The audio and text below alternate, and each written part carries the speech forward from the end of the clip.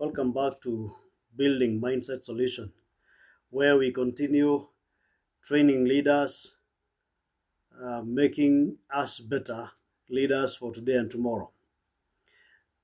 Are you a leader or a CEO, or you lead at least 2 or 3 people and above?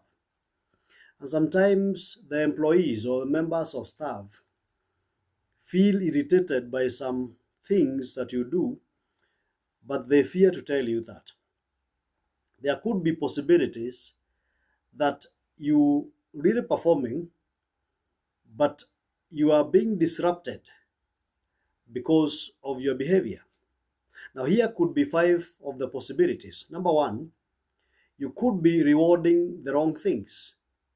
If you are in that category of that ability to reward, what gets rewarded needs to get done. Now, it's such a similar axiom of management that is clearly a glitch. Now, it is, however, completely true. Now, where you focus your attention, focuses your employees also focuses your attention onto that. Now, what you note and reward will get done frequently. It has to be frequent. Now, identify the results that matter and focus just on those things. Don't confuse activity with accomplishment. There are those supervisors that who just love to see, are people who are just moving around them without asking themselves, what is the performance? What is the end product? What is the deliverable that comes out after all these activity? And therefore, they keep confusing activity with accomplishment. Ask yourself, in a scale of 1 to 10,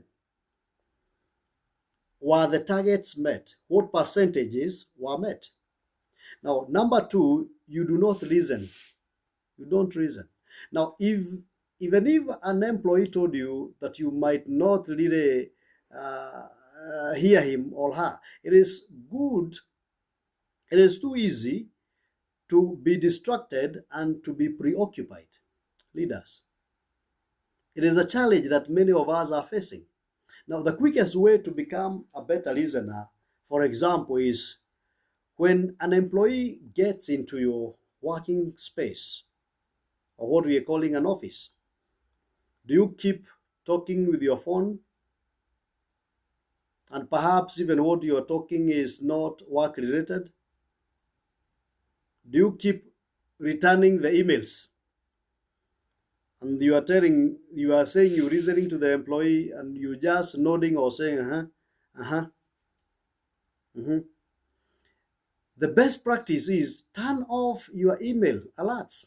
Close your door. Let your monitor go into sleep mode.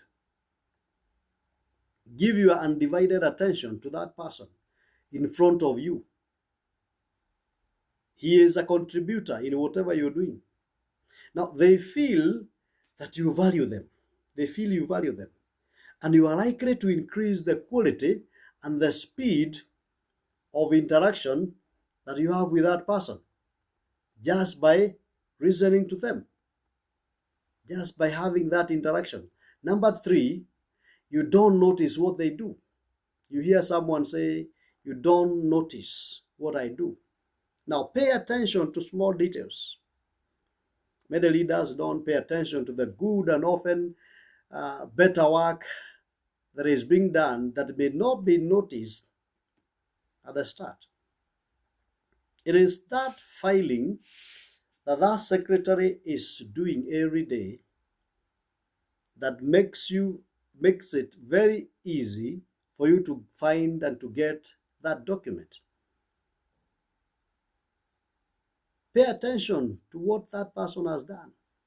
Do not be, suckered by people who are better at prompting themselves or rather promoting themselves other than producing results, because those people, busybodies that moves around, take note of such people. Notice these are the people who may not be talking, but they are working. They are performance oriented. Number four, your attitude sucks. There are supervisors and leaders and bosses who just can't get into the office, and your attitude is just contagious. It's just contagious. You mirror others and what you came with from wherever, from home. You realize that the mood changes when you get to that working space. Now, leaders are especially powerful in influencing the mood of those in the team. If you came with an excitement, with a positive attitude, be sure that day will not be gloomy to anyone in the office. Even those who come and they are down, they will be encouraged to stand tall because they see what their boss is doing. And lastly is the worst one: I don't trust you. Now, if people don't trust you, they will follow out of compliance, but not out of commitment. Note the difference.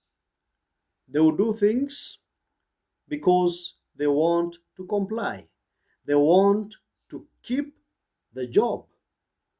But they are not doing it because they are passionate about doing it. Now, don't think that trust can be effectively compartmentalized. And you see, if you are known to be untrustworthy in your personal dealings, likely a few will trust you in your professional dealings. Because again, there are supervisors who have their crude personal dealings. Now, if your employees and those under you know your crude personal dealings, they will not trust you in the professional dealings. Now, nobody is a mind reader, yes, but if you want to find out other things that your team might hate, but be unwilling to share, work on or building trust, and just build trust. Be open to them. The good news is, when you build trust, you build their mindset. You bring change in their mind. Then ask them what they really think. Delegate small activities. Delegation is a sign that you trust that member of staff is coming up and they would be equal to the task. Now consider what you might be doing that your employees hate as a leader, but they are not telling you. Despite our familiarity with everything, and we think everything is pretty good, it takes more bravery to identify and confront your weaknesses. But that is exactly what you need to do if you want to be a better leader. I hope that is point home, and I hope I have communicated, and I hope someone has changed their mindset. See you next time.